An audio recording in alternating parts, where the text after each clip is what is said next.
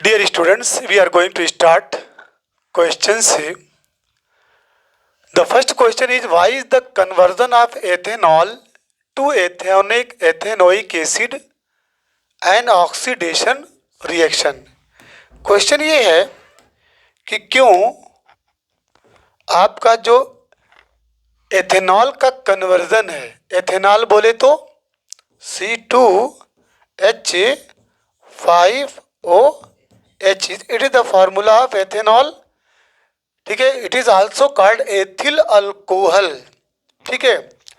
ये ethanoic acid में जब इसका कन्वर्जन करते हैं तो ये ऑक्सीडेशन रिएक्शन क्यों है?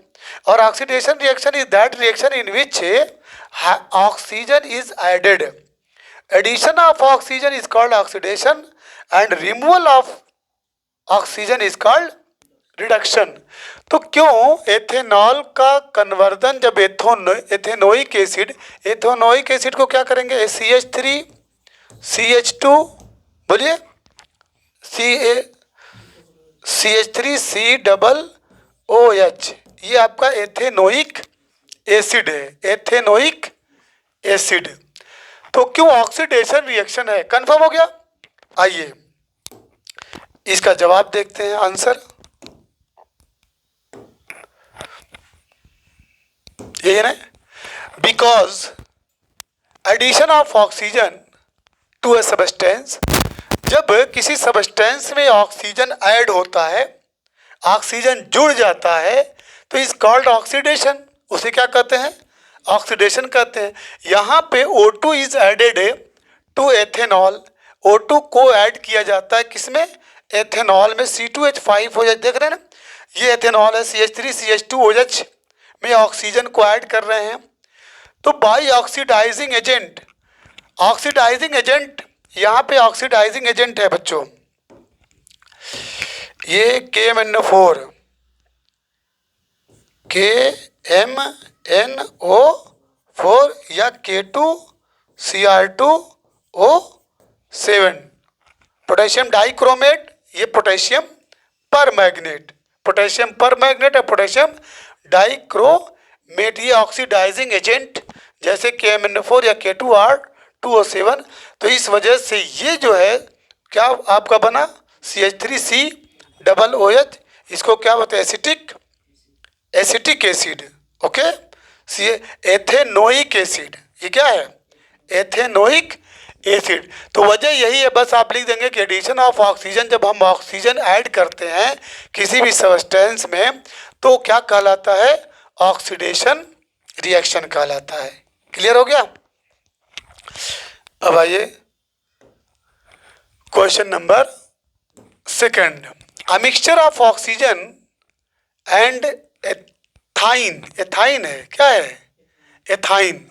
A mixture of oxygen and ethyne is burned for welding.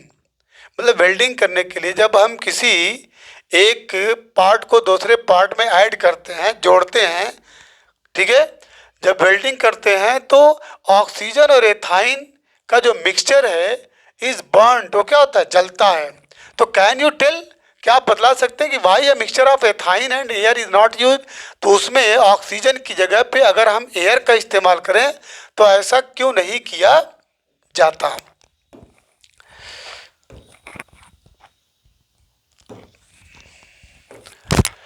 तो उसकी वजह है because burning of ethyne in air produces अ सूटी फ्लेम. जब हम एथाइन को एयर में बर्न करते हैं, जलाते हैं, तो प्रोड्यूस बहुत ज़्यादा क्या पैदा होता है? सूटी फ्लेम. सूटी फ्लेम जिसके अंदर धुआं, black smoke, due to incomplete combustion. किस वजह से? क्योंकि पूरी तरह से जल नहीं पाता. Which is not enough to melt, जिसकी वजह से जब पूरी तरह से नहीं जल पाता, बहुत ज़्यादा धुआं निकलता है. तो ये जो है इनफ नहीं होता उस मेटल को पिघलाने के लिए. तो जब तक वो पिघलेगा नहीं तब तक वेल्डिंग होगी नहीं, ठीक है.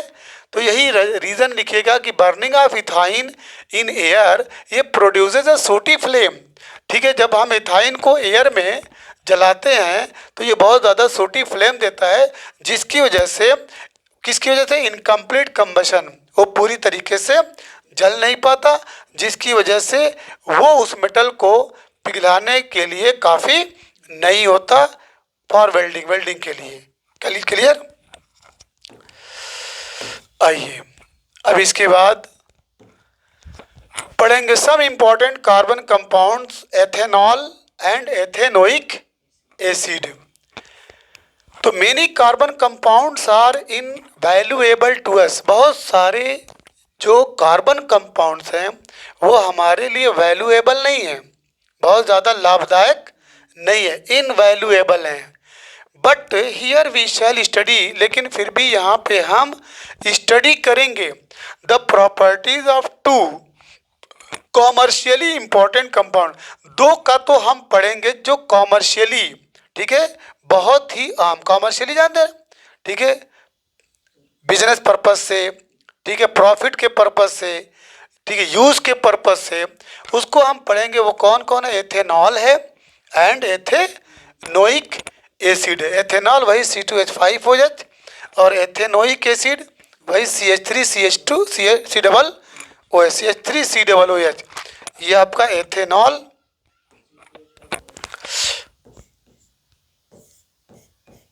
CH3CH2 एंड OH, और ये आपका एथेनोइक एसिड CH3COOH। ठीक है, चले। तो प्रॉपर्टीज ऑफ एथेनॉल, एथेनॉल की प्रॉपर्टी क्या है? Ethanol is a liquid at room temperature. Room का जो टेम्परेचर होता है उस पे एथेनॉल आपका किस फॉर्म में है? लिक्विड के फॉर्म में है। उसके बाद इसका जो refer to table 4.1 for the melting and boiling points of ethanol. Ethanol is commonly called alcohol. ये आमतौर से एथेनॉल को हम क्या कहते हैं? अल्कोहल कहते हैं। And is the active ingredient of all alcoholic drinks. Ingredient mean जानते हैं? तो यहाँ पे इंग्रेडिएंट्स का मतलब होता है एनी मटेरियल, कोई भी मटेरियल या item use to make food, जो जिसका इस्तेमाल किया जाता है फूड को बनाने में, मेडिसिन को बनाने में, या कोई भी प्रोडक्ट बनाने में। जैसे सपोज दैट टी ले लीजिए, चाय। चाय के लिए कौन कौन से इंग्रेडिएंट्स हैं? वाटर है, शुगर है, और आपकी चाय की पत्ती। किसी चीज़ को बनाने में जो जो चीज़ें इन्वॉल्व होती हैं दैट इज़ कॉल्ड इंग्रेडिएंट। ठीक है, तो यहाँ पे इथेनॉल इस कॉमनली, आमतौर से इसको अल्कोहल कहा जाता है, और ये बहुत ही एक्टिव इंग्रेडिएंट है ऑफ ऑल अल्कोहलिक ड्रिंक। जितने भी अल्कोहलिक ड्रिंक्स होते हैं उसमें जो है एथेनॉल का इस्तेमाल किया जाता है। इन एडिशन, साथ ही साथ, plus because it is a good solvent, ये एक बहुत अच्छा सॉल्वेंट माना जाता है। सॉल्वेंट का मतलब क्या होता है? एक सॉल्यूट है, एक सॉल्वेंट है, सॉल्यूशन है। Solute is that which is found in less quantity, and solvent which is found in major quantity. जो अधिक मात्रा में, उसे सॉल्वेंट कहते हैं। जैसे आप शरबत बनाते हैं तो चीनी डालते हैं, पानी डालते हैं, कौन सॉल्वेंट है? वाटर। वाटर, ठीक है, तो वाटर सॉल्वेंट है। तो इट इज़ आल्सो, तो यहाँ पे क्या, in addition because it is a good solvent, ये एथेनॉल आपका एक अच्छा सॉल्वेंट माना जाता है, इसलिए इसका इस्तेमाल इन मेडिसिन में भी किया जाता है। सच एज टिंचर आयोडीन, जैसे tincture iodine, cough syrup and many tonic. मतलब टिंचर आयोडीन, कफ सिरप और बहुत सारी टॉनिक को बनाने में हम एथेनॉल का प्रयोग करते हैं। टिंचर आयोडीन क्या है कि it is an antiseptic solution.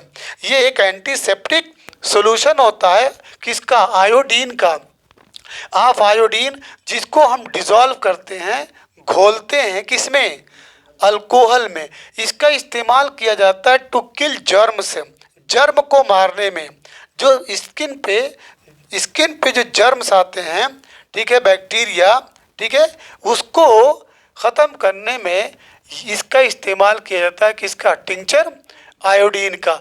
Cough syrup बनाने में इसका इस्तेमाल होता है, और भी बहुत सारी tonics. Ethanol is also soluble in water. Ethanol जो है पानी में घुलनशील है, पानी में घुल जाता है। इन ऑल प्रोपोर्शन, सभी अनुपात में। Consumption of small quantities of dilute ethanol, अगर आप कंजम्पशन मतलब इसको लेना थोड़ी मात्रा में, डाइल्यूट एथेनॉल मतलब जो पतला हल्का, ठीक है, बहुत ज़्यादा कंसंट्रेट न हो, गाढ़ा ना हो। अगर क्या नाम है, डाइल्यूट एथेनॉल का कंजप्शन थोड़ी मात्रा में अगर किया जाए तो ये काजे ड्रंकनेस, ये क्या वजह बन जाती है? नशे की हालत, यानी नशा आपके अंदर ला सकता है, आप नशे की हालत में हो जाएंगे अगर थोड़ी मात्रा में इसको आप लेते हैं। कौन सा? Dilute ethanol. तो आप नशे की हालत में आ जाएंगे। Even though this practice is condemned, हालांकि ये प्रैक्टिस, ये लेना जो है कंडेम, इसको कोई अच्छा नहीं मानता, सारे लोग इसको रिजेक्ट करते हैं, ये अच्छी आदत में से नहीं है। और हमारे में तो है कि भाई माँ अस्करा कसीर हो फ़कलील हराम, जिस चीज़ का कम पीना नशा पैदा कर सकता है उसका ज़्यादा पीना भी क्या है? हराम है। तो नहीं, माँ अस्करा कसीर हो, जिस चीज़ का ज़्यादा पीना नशा आपको ला सकता है, थोड़ी मात्रा में भी पीना हराम है। तो यहाँ पे इवन तो दिस प्रैक्टिस इज कंडेम्ड, ये जो प्रैक्टिस है अगर कोई इसको ले रहा है, समाज इसको अच्छा नहीं मानता, समाज इसको कंडेम करता है। It is a socially wide spread practice, ये जो है आम चलन है, समाज में इसका आम चलन है। आप जाएंगे देखेंगे तकरीबन बहुत सारे, अब तो बच्चे भी इसमें इन्वॉल्व हो गए हैं, ठीक है, बच्चे इन्वॉल्व हो गए हैं। आप शराब की दुकान पे जाइए जहाँ पे शराब बिकती है, ठीक है, तो वहाँ पे देखेंगे कि लोग चुपके से भीड़ लगाए रहते हैं। तो it is a socially wide spread practice, ये आम चलन है, लोग इसका इस्तेमाल करते हैं। How ever intake of even a small quantity of pure ethanol, अगर प्योर एथेनॉल की थोड़ी सी मात्रा आप लेते हैं जिसको एब्सोल्यूट अल्कोहल कहते हैं, कैन बी लीथल, ये मोहलिक हो सकता है, जानलेवा हो सकता है, आपकी इसमें जान भी जा सकती है। Also long term consumption of alcohol, अगर बहुत दिनों से कोई इंसान अल्कोहल का इस्तेमाल करता है तो lead to many health problem, तो उसके इस्तेमाल करने की वजह से उसके हेल्थ पे बहुत सारी समस्याएं आ सकती हैं, उसके हेल्थ पे बहुत ज़्यादा समस्याएं पैदा हो सकती है। Reaction of ethanol, reaction with sodium, sodium के साथ इसका रिएक्शन, देखिए सोडियम है, ये आपका एथेनॉल है, तो ये आपका सोडियम एथॉक्साइड बना, sodium ethoxide plus hydrogen, hydrogen भी बना, ठीक है ना। तो sodium ethoxide plus hydrogen, alcohol react with sodium, alcohol जब सोडियम से रिएक्ट करता है तो leading to the evolution of hydrogen, तो हाइड्रोजन गैस निकलती है। विथ एथेनॉल, एथेनॉल के साथ दी अदर प्रोडक्ट, दूसरा प्रोडक्ट क्या बनेगा? सोडियम एथॉक्साइड, मतलब अल्कोहल जो है रिएक्ट करता है किसके साथ? विथ सोडियम, सोडियम के साथ, यहाँ पे देखिए सोडियम है, ये अल्कोहल है, leading to the evolution of hydrogen with ethanol, ठीक है। तो हाइड्रोजन गैस निकलती है विथ एथेनॉल, किसके साथ? एथेनॉल के साथ।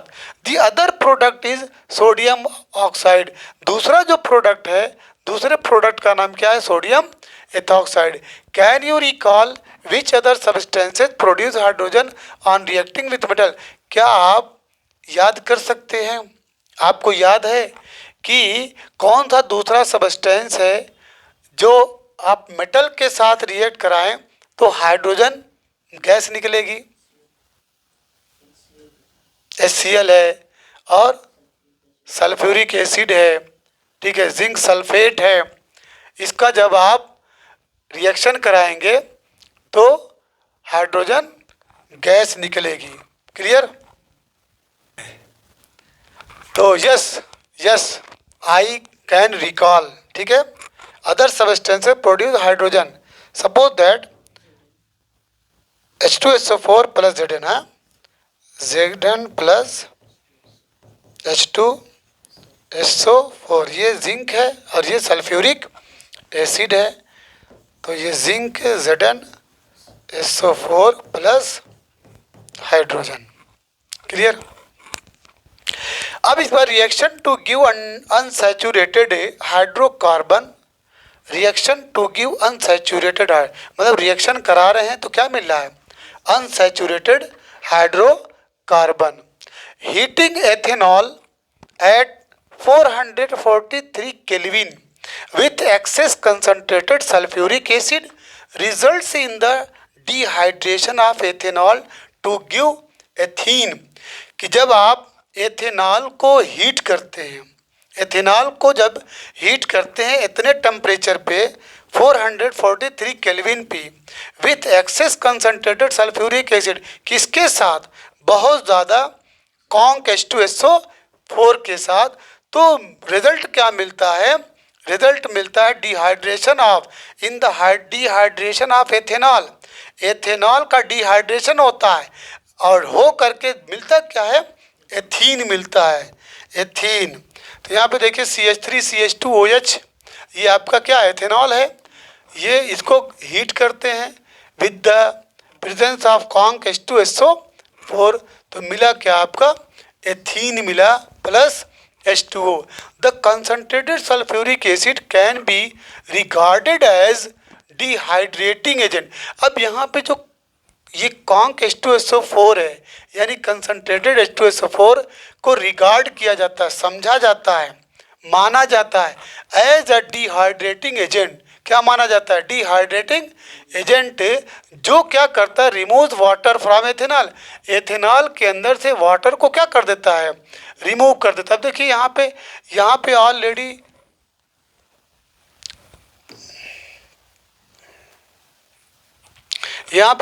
OH है ना, बोलिए। अब यहाँ से एक H जब यहाँ चला जाएगा तो इसी को कहते डिहाइड्रेटिंग, डिहाइड्रेटेड, मतलब यहाँ से हाइड्रेट कर दिया, डिहाइड्रेट कर दिया, ठीक है। तो जब वो निकल जाता है तो बाकी जब बचा डेफिनेटली उसको डबल बॉन्ड में आना ज़रूरी है। यहाँ से एक हाइड्रोजन निकलेगा तो यहाँ CH2 बचा और यहाँ पे ऑलरेडी CH2 है, ठीक है। तो इसको बैलेंस होने के लिए डबल बॉन्ड का लगाना कंपलसरी है। क्लियर, बोलिए। चलिए इसके बाद है properties of ethanoic acid.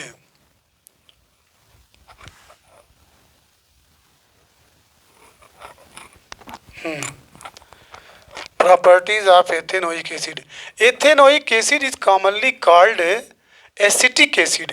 Ethanoic acid को कॉमनली मतलब आम तौर से एथेनोइक एसिड यानी CH3COOH को, ये एथेनोइक एसिड है, इसको एक एसिटिक एसिड भी कहा जाता है। And belong to a group of acid से, और ये किससे बिलोंग करता है, एक ग्रुप से, एसिड के उस ग्रुप से बिलोंग करता है जिसको कार्बोक्सिलिक एसिड कहा जाता है। 5 to 8% solution of acetic acid, acetic acid का 5 से लेके 8% जो सॉल्यूशन है इन वाटर, वाटर में इज कॉल्ड विनेगर। क्या कहा जाता है उसको, विनेगर कहा जाता है।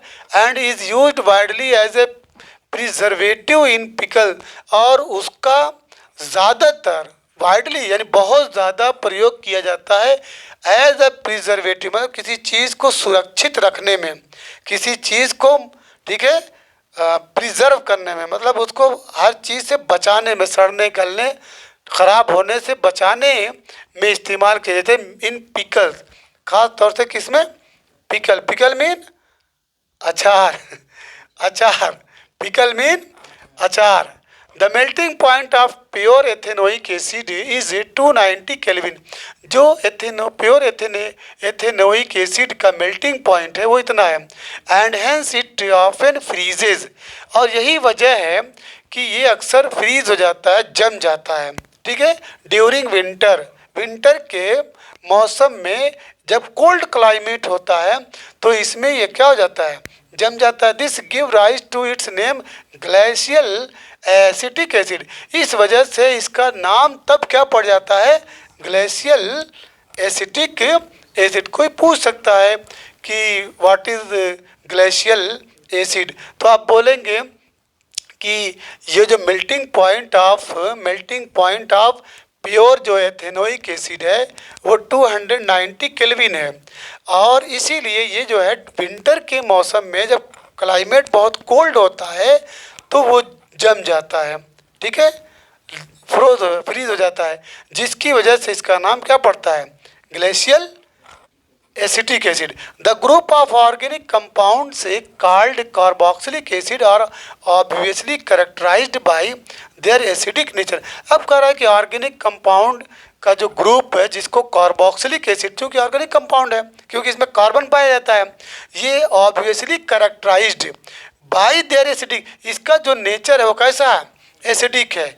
तो unlike mineral acids like HCl which are completely ionized, carboxylic acid are weak acid.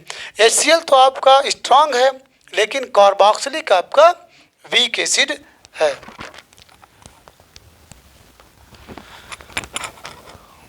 अब इसके बाद है रिएक्शंस ऑफ एथेनोइक एसिड।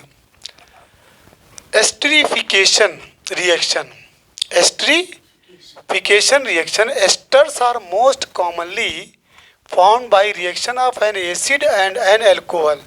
याद रखिएगा एस्टर जो है था, एस्टर ये कैसे बनता है, जब रिएक्शन कराएंगे किसी एसिड का किसी अल्कोहल के साथ, यानी reaction of an acid with an alcohol is called esterification या ester. Okay, ethanoic acid reacts with absolute ethanol in the presence of an acid catalyst to give an ester. जब हम ethanoic acid का reaction कराते हैं किसके साथ, absolute ethanol के साथ, इन the presence of an acid, acid catalyst की मौजूदगी में, तो क्या मिलता है, एक एस्टर मिलता है। यहाँ पे देखिए CH3COOH है, ये आपका क्या है, एसिटिक एसिड है या एथेनोइक एसिड है।